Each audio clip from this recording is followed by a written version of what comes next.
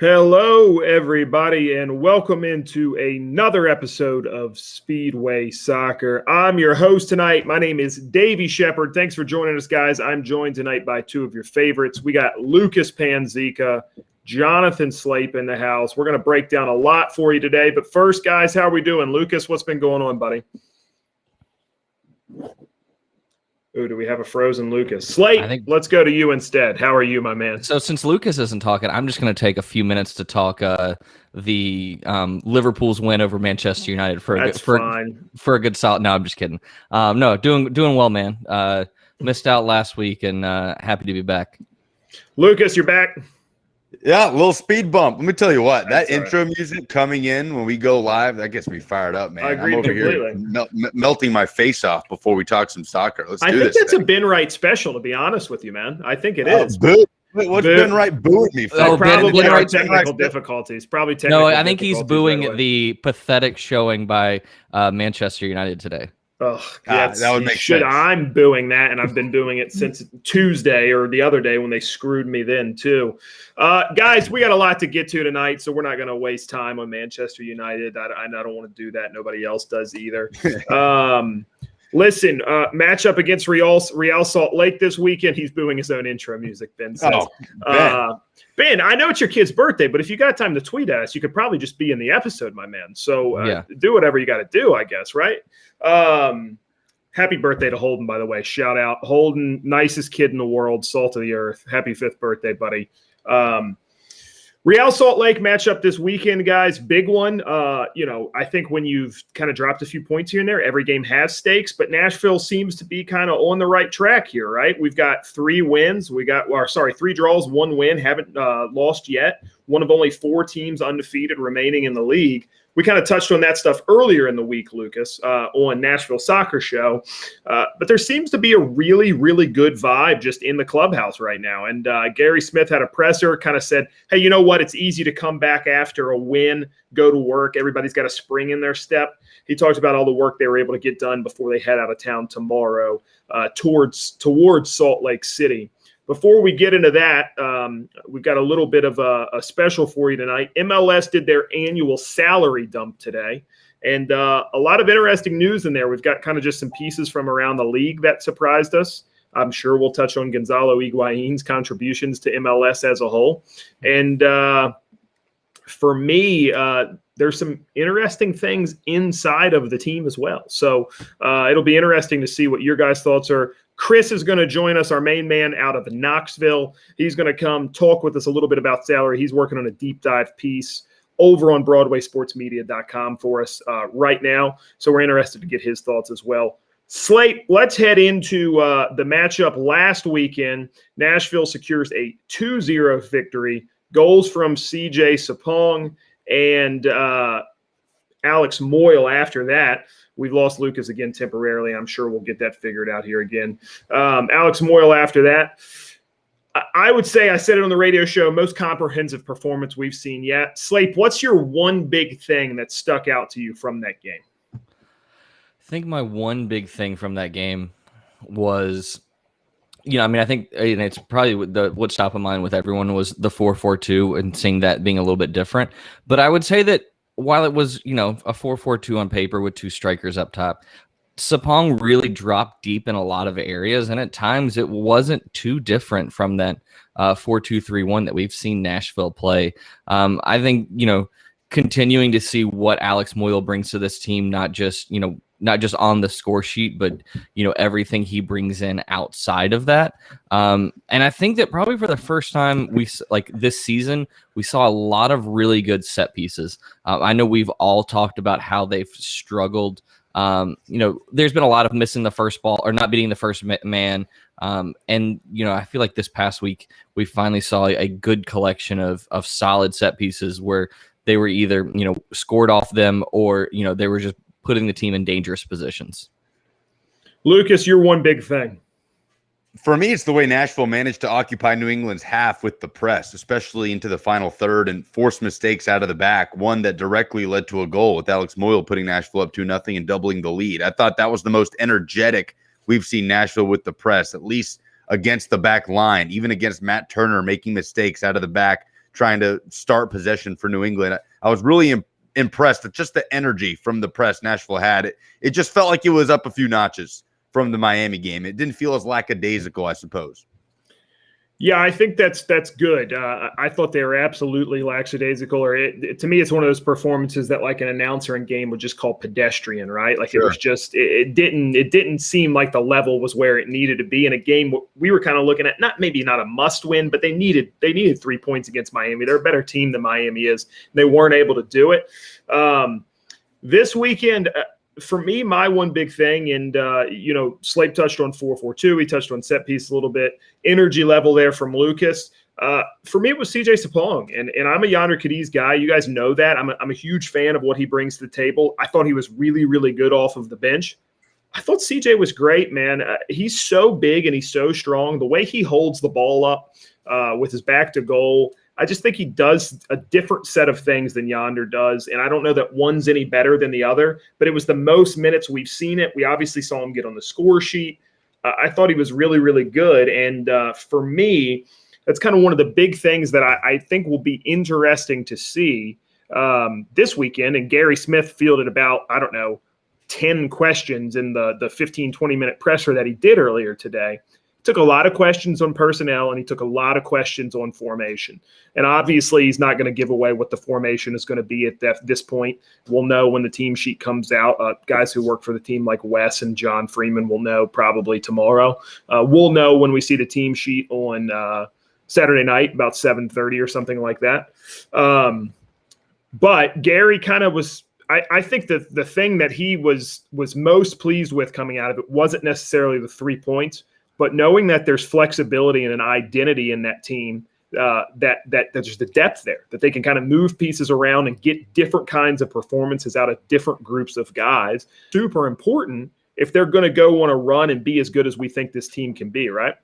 Yeah, and it's, the adage, if it's not broke, don't fix it, right? Interesting, though, Davey, and tell me if I'm wrong here, because I did not watch the press conference. I read transcripts, but Gary Smith obviously was reluctant about formation talk and what they're going to look like, as you would expect. But Rendell Leal said he thinks Nashville will play 2 up top, right? Yeah, so I felt bad tweeting it out. I felt like I was giving the goose away. But yes, no, Gary was pretty media availability goes He's down. Like taking questions. Hey, I'm not going to give that away. We'll talk later, yada, yada, yada. And then Randall just unsolicited. I think we're 4-4-2 is what he says. So, it'll be interesting. Let's straight to the source then, huh? Let's start asking Leal about the starting lineup days in advance. And Slape, I thought Randall's answer to that question was really, really good when he kind of moved away from that. He was asked specifically, hey, what did you think about playing 4-4-2? Or what did you think about switching sides and stuff like that?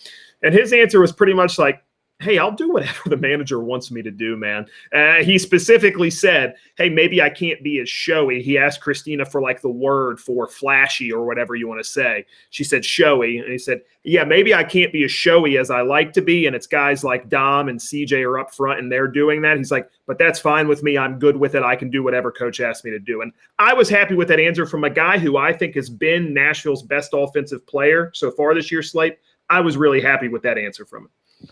Yeah, I mean, I just don't know what there isn't to like about Randall Leal. I mean, the guy, gives 100% on both sides of the ball. I don't know that Will in the Nashville Soccer Show, he kind of compared him to Alexis Sanchez, which I think is actually a pretty good comparison with his ability, not only on the offensive side of the ball, but his ability to work back. And I think that he is one of the keys and kind of the embodiment of the flexibility of this Nashville team. He can play, left side, right side. He can play as a 10 when needed. And I wouldn't, be surprised to see him at any point maybe get a short shift up top in a 4-4-2 type setup. So, I think he's really is kind of almost the embodiment of the flexibility of this Nashville side. And I wouldn't be surprised. I know we've seen some 4-4-2, but I feel pretty confident we'll see that 4-2-3-1 probably again this weekend, especially going on the road to Salt Lake. Yeah, Gary, and regardless of what Randall said, I'm sure they've been practicing in 4-4-2 some this week. They've obviously practiced a ton of 4-2-3-1. I think there'll be flexibility there. The way Gary put it out, he was pretty coy on 2 things, obviously about the formation. The second thing was, is Hani going to be available or not? He didn't answer that question specifically, but he mentioned him kind of being in competition a lot. And look, I think both of those guys, even if they're just both healthy and totally ready to play in the 11, it's the decision on 4-4-2. Even if you know what the formation is going to be, it's going to stay 4-4-2. The team sheet is still super, super intriguing. Like, is it CJ and Yonder? Is it Yonder and Dom? Do you keep the two guys who did well last week in there? Where does Hani fit in a 4-4? I just think there's all kinds of pieces there, and I think that's what Gary was stoked about. I think Gary's excited to have something he's got to keep figuring out with this team in a good way. Not it's, hey, I got to figure something out. The results are bad, but it's, hey, the results have been pretty good. We've played two different formations. We got to win in one that isn't my first choice. Should I stick with that? And so it's got to be a fun position to be in for a coach. Everything's kind of going pretty good right now. And if you kind of tinker the right way, things just keep going better. So I'm excited to see how that goes. Yeah, and it's an opportunity, like you said, you can tinker and kind of toy with and fixing a couple things, and it's not a situation of out of desperation. You're not. It's not a broken thing. I think that it'll just be interesting. I don't expect Hani to start this game, but I think even knowing his presence is available off the bench is going to cause Salt Lake is going to have to think about that, and it's going to have to keep that in mind. So it'll be interesting, what that looks like coming into Saturday night as they go on the road for the first time. And the tinkering's coming from just those four spots, right? You're set in goal, you're set along the back line, you're set on the double pivot, assuming Godoy and McCarty are fit and healthy.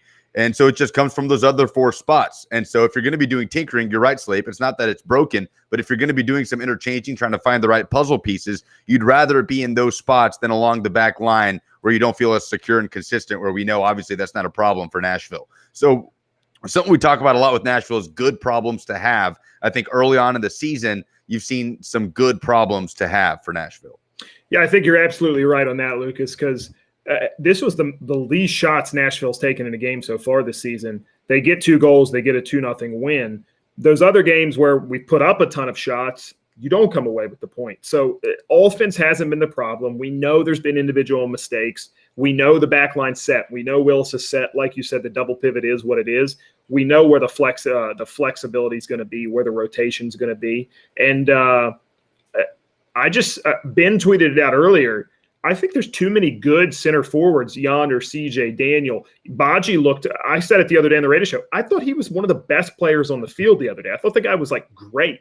And there's a lot there to see for Gary. I don't know that we're going to see a run where a guy starts 6, 7, 8, 9 games in a row. I think there's going to be a lot of rotation up top. And I think fans should be happy with that because there's the quality there to back that up. Guys, we'll take a break. We're going to come back and talk midweek fixtures and placing the table and then preview Real Salt Lake here in just a few minutes. I want to bring in the newest addition to BroadwaySportsMedia.com. I guess this is his first cap on Speedway Soccer, which is an exciting moment for us and for him. Chris Ivey, thanks for joining us, man. We're glad to have you in today. I don't have you on video. I've got your little Chris I, CI letters there. I don't know if that's just normal or not, but welcome into the podcast, Chris. We're glad to have you, buddy. Yeah, glad to be here, guys. And yeah, like you said, first cap on the podcast, and excited to join y'all tonight. Chris, we've got you here tonight to talk the MLS salary dump that took place earlier today. Kind of a lot in there, and to me, Slate pointed it out. The biggest ticket item league-wide has got to be the amount of money that Chicharito and Gonzalo Higuain are both on, right? Oh, definitely.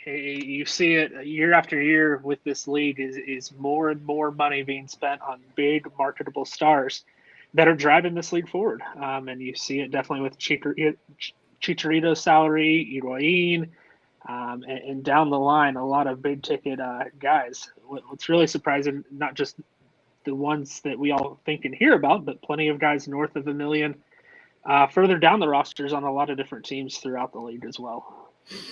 Well, let's start there, right? Because I'd rather start with the bad Nashville SC-wise and then move to the good. And Lucas, Slate, feel free to chime in here whenever you guys have questions. But to me, the big things that stuck out for Nashville SC were 2 guys in the top 5 who are currently loaned out from the club, Chris.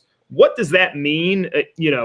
I think Mike Jacobs wrongly gets pigeonholed into, quote, Moneyball. I don't know that that actually applies all the time to him. I know it kind of influences him. I don't know that that's always what it is with Nashville Soccer Club. But if that is what you're supposedly doing, how bad does it hurt to have misses at that level on salary? It's big misses. And so, the two guys you're referring to there, David Acom, who, of course, saw some time with the team last year and is out on loan this year, I believe with Brøndby over in Hammarby. And then Hammarby, yep. Yep. Hammarby, that's it. I always get those two. Yeah, Brøndby was Hani's old club, so that's right. Easy mistake. And then you've got Miguel Nazarit, who didn't feature for a single minute last year. He was a young, exciting kind of central defender that we got on a free transfer leading up to the 2020 season. No one really knew much about him, but you kind of hope that the scouting department had done their work there. But at $890,000 a year salary wise, you certainly expect more than 0 minutes and out on loan after just 1 year. And let's be fair real quick, because we don't know how much of that salary is being paid by the loaning clubs right now either. So it could be that Brøndby is picking up a large portion of that. I'm not sure where Miguel's at right now. I should know that. Ben, feel free He's to at chime in Independiente. There we go, Independiente. In Colombia, yeah. His home country. So it's possible that those are paying either a large portion or at least some of those salaries. Either way, it's a guy who is on your payroll that is not contributing to your team's product on the field. And I think they're two totally different situations, right, Lucas? You would say Nazarit possibly has a future at this club. He's young enough, could put in performances, still be integrated at some point in time. David Acom seems like that ship has sailed, right? Yeah, David Acom too. And this time last year, we figured would be a fixture in this squad on the wing. He was early on in the year in 2020, the inaugural MLS season, a guy who had found success in this league, Chicago Fire. And yeah, he's not just a top 5 highest paid player for the club. He's the second highest paid player for the club, just behind Hani Mukhtar. I'm looking at the numbers now, $975,000 a year base salary, just ahead of Walker Zimmerman, who has $925,000 a year. So I don't really know what to make of that. Chris, is David Acom's time at the club? Are we saying it's over? Do we think he can still help this club moving forward? Because again, this time last year, you thought he was kind of one of those building blocks for Nashville in the attack. Yeah, I think personally for David, his time is probably up at the club. I don't know how much time is even left on that contract. This may be the last year. And Davey brought up a good point. You're probably getting some amount on the loan fee back on his salary, so it certainly doesn't look as bad as it does when you see this table and you see that $1.1 million tag. But Miguel Nazarit certainly could still have a future with this club. He's only 22, 23 years old. Young guy, came to the U.S., in a crazy year last year, and it may just take an adjustment period and bring him back and see where he's at in a year from now. But as far as Acom, I think the ship is sailed there. Ben chimes in, Nazarit isn't even getting in the matchday squads at Independiente. It seems like there may be a Isaiah Wilson-esque scenario going on there, and I hate to bring that up for the inevitable Broadway Sports Media fans who have lost their way and found the soccer feed. But it seems like those situations may be similar. Slape, I know you had a point real quick. Yeah, I was just going to say, I wouldn't take it as a huge knock against Nazarit last year with him not getting any minutes, just because of the fact with Dave Romney and Walker Zimmerman being as good as they were, and you have a guy like Jalil Anibaba, who is just a longtime solid veteran in this league, and Jack Mayer as well. So I think that it is a concern that you're paying a guy like that much money, but the fact that he didn't come in first year in a new country, in the midst of a crazy year, at a position that is very deep for Nashville. So I don't think that's too concerning. I think I would be more concerned with the fact, like Ben said, he isn't even getting into the matchday squads at Independiente. Lucas? Yeah, Chris, just at surface value, there's kind of some perplexing things about sort of the way it shakes out when you look at a guy like Dave Rom, possibly Nashville's most consistent and best defender this season, paired with Walker Zimmerman, paid less than Abu Dunladi and Rodrigo Pinheiro for that matter. I know that's a whole other thing. And looking at how far down a guy like Alistair Johnston is, way below Jack Marr, Nashville's former top pick in the super draft.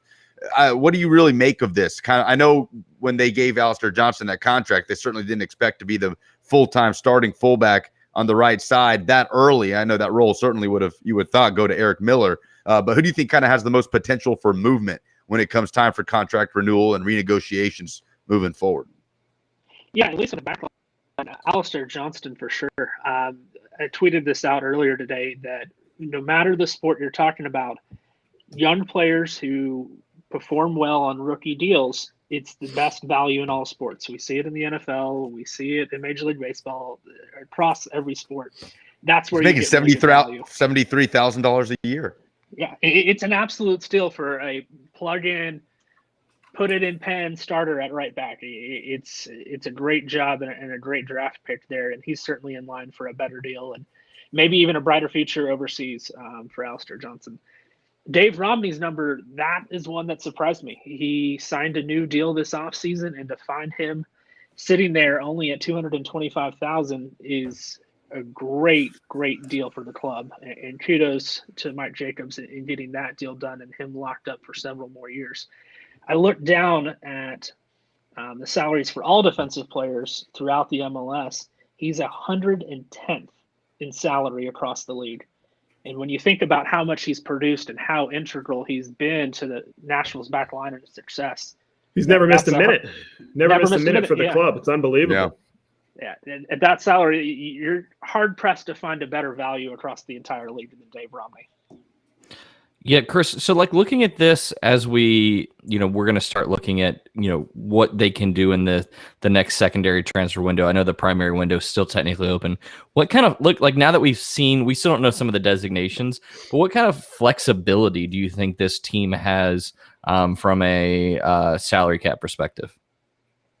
Well, it's always hard to know just because you can't see, and they don't really release, how much DAM and TAM each team still has sitting available.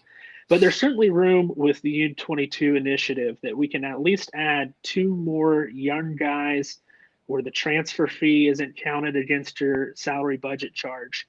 That could be big additions both for, this year, but more importantly going forward. We talk about, that there are certainly some places on this squad that could use some improvement and some future proofing. You think about how Dax and Annabelle are both getting up there in age, and I think that's a prime slot of going to find a younger guy in this secondary window when the market's a little bit depressed. You can find potentially your holding midfielder of the future out there in this secondary window, and I think that's a good place for them to target. So, Chris, I said we'd start with the bad and then move through the good, which we've done some of. I think a huge thing that we kind of have to applaud Jacobs for is we talked about Alistair Johnston, Brian Anunga on $81,000, and Walla Buana on $85,000. Those are 3 guys that get minutes in bunches. And look, when you have misses, and it's kind of the same thing I've been saying with Gary Smith for the last few weeks, when you have misses and you drop points, in this case, you spend money where it doesn't necessarily need to be spent, you've got to make up for it elsewhere. That's an insane kind of value to be getting out of Buana, Anunga, and then Alistair Johnston, those 3 guys. Yeah, certainly. Like you said, they're all getting minutes. They're all playing important roles. And in Alistair's case, he's the plug-in starter. Anunga is still one that you find value in this league sometimes, looking at guys in the USL. They, for whatever reason, can get undervalued. And we've seen it time and time again in the MLS where you can plug in those guys at low salaries, perform a certain role, and they're going to deliver big results. And then Buana, having him at $85,000, you can see him in the future, and he seems to fit the type of mold of winger that this coaching staff really likes. I've got to imagine Steve Guppy loves the one-on-one ability that Buana brings, and is just oozing potential out there on that wing. So certainly several guys that Mike Jacobs has hit on at a lower salary that makes up for a couple of the misses at the top of the roster. We talked about with the and Nasri. So, Chris, I want to hit you with one parting shot here.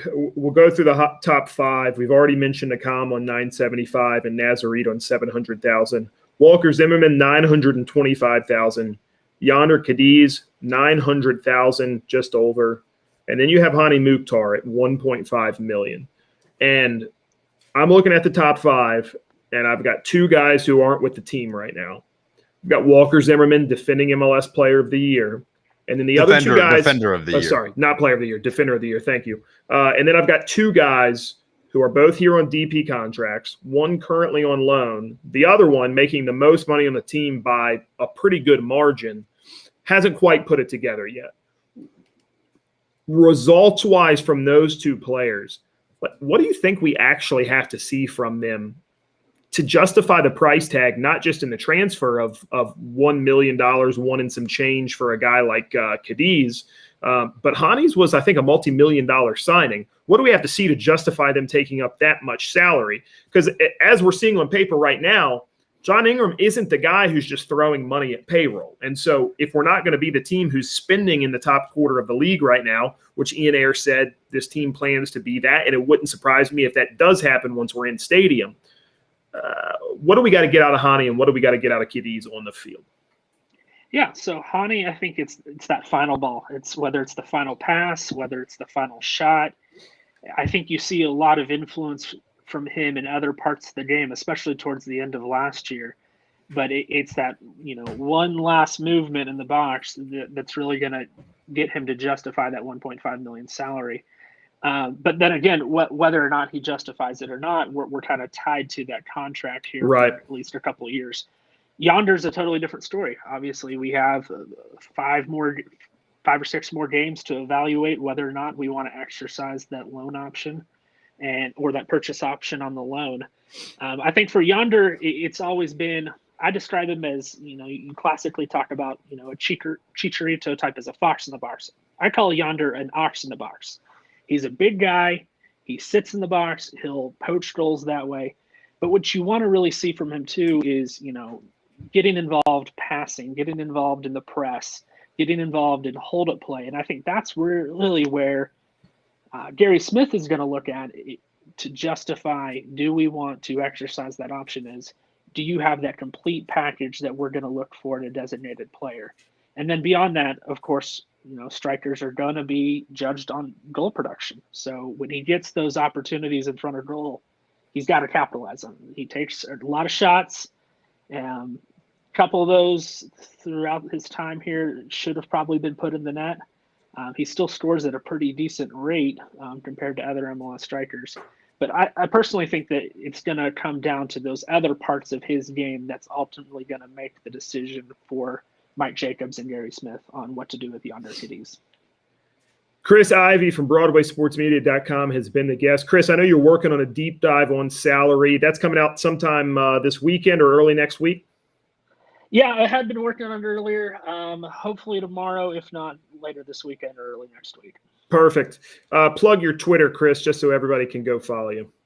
Yeah, guys, it's at Chris Ivey 865. So those in East Tennessee would know, that's area code here, VOL. That's at Chris GVO. Ivey 865. That's God's country, baby. That's right. Exactly. Chris, you're going to be on Coach to Coach with Doug Matthews this weekend too, right? Talking soccer? Oh, yeah. No, I'm just kidding. I'm just kidding. Buddy, we appreciate your time, Chris. Have a good one, man. Thanks, Chris. Thanks, guys. Got to get a Coach to Coach reference in there. That's our 104.5 dog, Doug Matthews. I just cannot wait for football season hearing that guy's voice all the time. Love Coach Matthews. He is the man.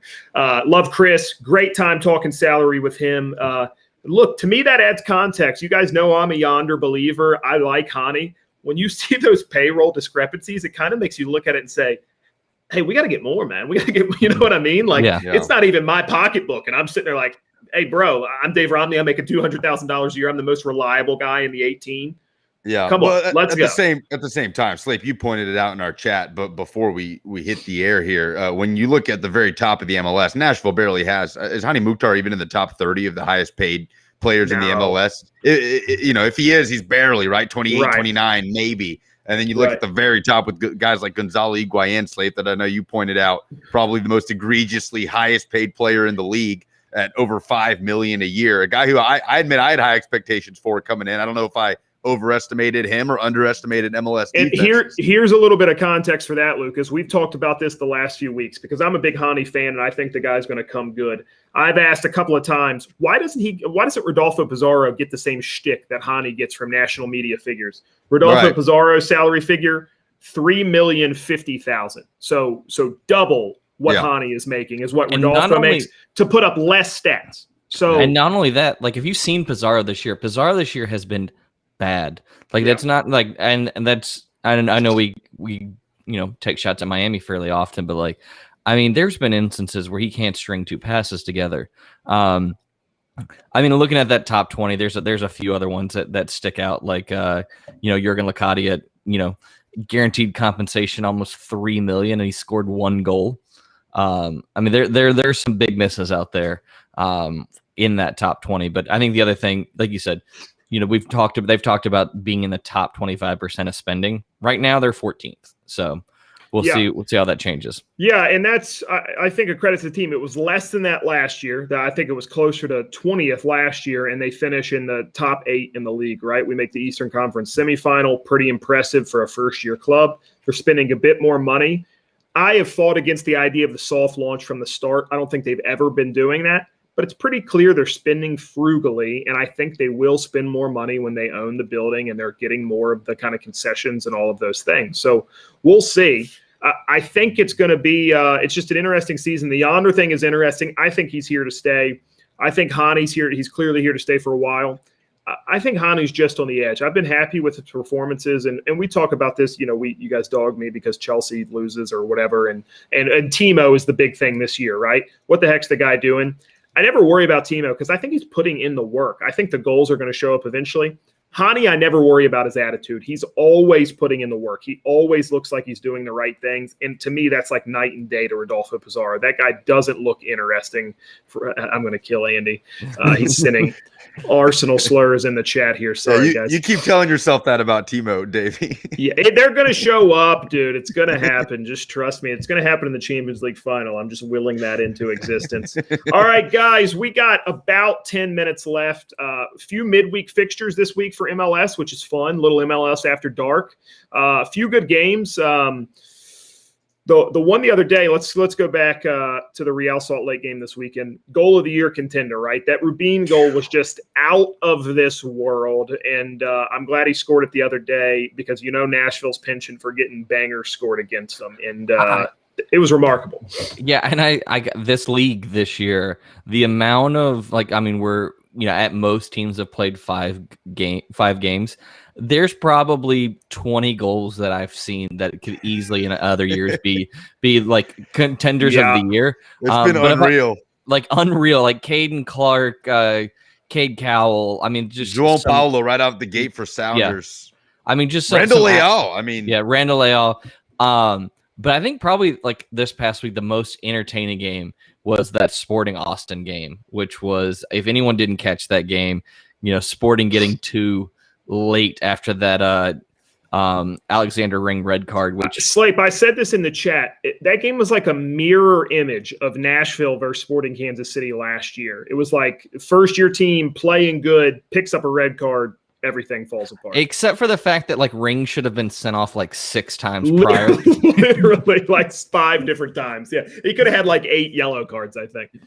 Yeah, no, it was. I mean, there were some good games. I mean, yesterday, Toronto putting the hurt on Columbus, who's struggling out the gate. Minnesota getting their first one of the season, and then as we're recording, DC United just putting the hurt on Chicago. I got a great tweet from last night's midweek fixtures from @WhiskeyTie on Twitter.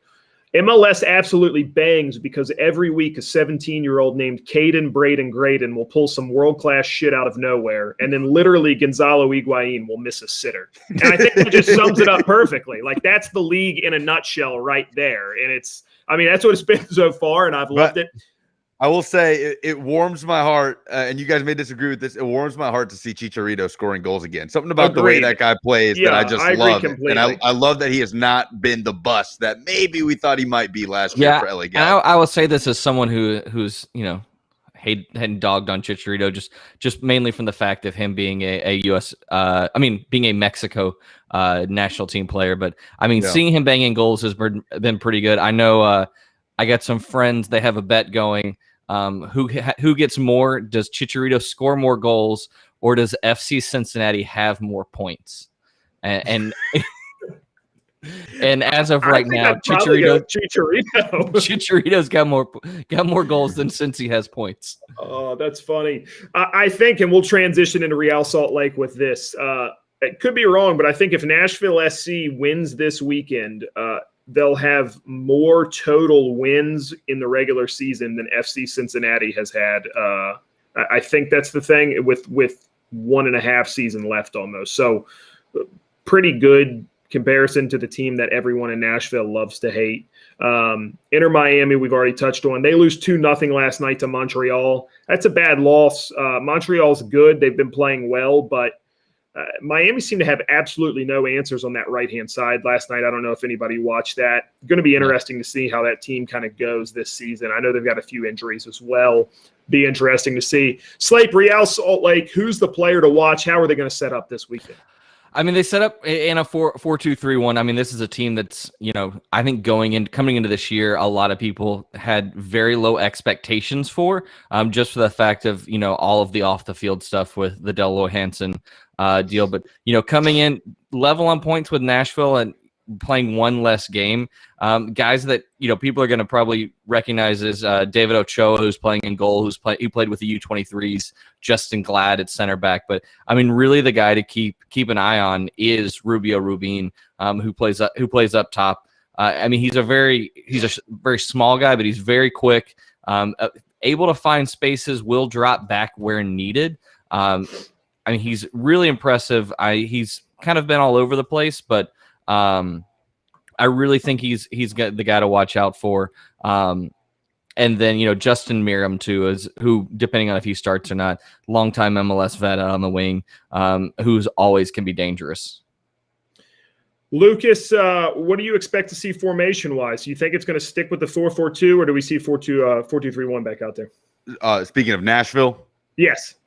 Yeah, I think, look, again, with it's broke, don't fix it mentality, Randall Leal, what he said in the press conference today, I'm going in expecting a 4-4-2. By the way, quick thing on Ruben Rubin, has to be the only player in MLS to have played for both Landon Donovan and Diego Maradona. That's a very interesting nugget on Rubin, who should have had that goal should have been worth 3 points, but that damn Chris Wondolowski. But anyway, back to your thing.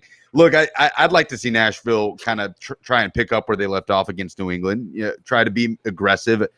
Look, Real Salt Lake's likely going to deploy a high press. I'd like to see Nashville counter that with something similar to what they did last week. Go at them.